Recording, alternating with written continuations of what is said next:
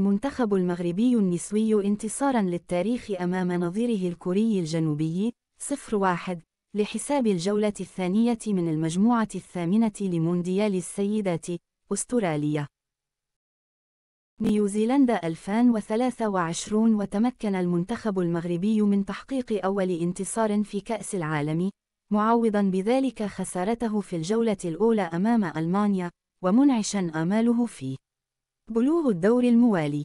وشهد الشوط الأول كتابة التاريخ من ابتسام الجريد تدخل التاريخ بأول هدف للمغرب في كأس العالم للسيدات. يسارع الزمن لتأهيل الوافدين الجدد لمواجهة الكويت. الكويتي يواصل المكتب المديري لفريق الرجاء الرياضي سعيه الجاد من أجل إنهاء نزاعات النادي ورفع عقوبة المنع لتأهيل وافديه الجدد للمشاركة في باقي مباريات كأس العرب للأندية المقامة حالياً في السعودية. ويسعى المكتب المديري للرجاء برئاسة محمد بودريقة إلى تسديد مبلغ العقوبة المتبقية للفريق لصالح اللام سيف الدين العام مالت تبلغ قيمتها 600. بركان يحسم صفقة العرجون يوسف أقضاض هبة سبور. تعاقد متوسط الميدان العرجون مع إدارة نهضة بركان بموجب عقد ل3 مواسم خلال الميركاتو الصيفي الحالي.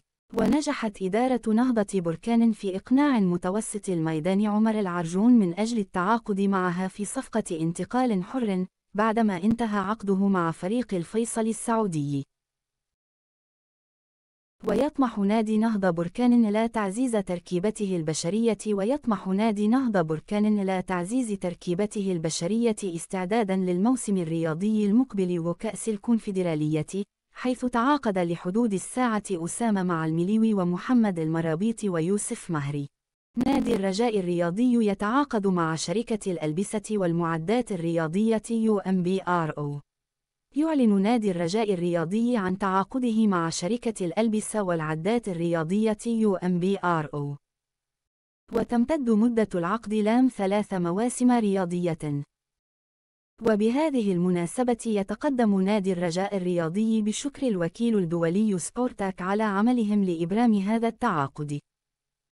وسيتم تقديم الشريك الجديد UMBRO في الأسابيع القليلة القادمة.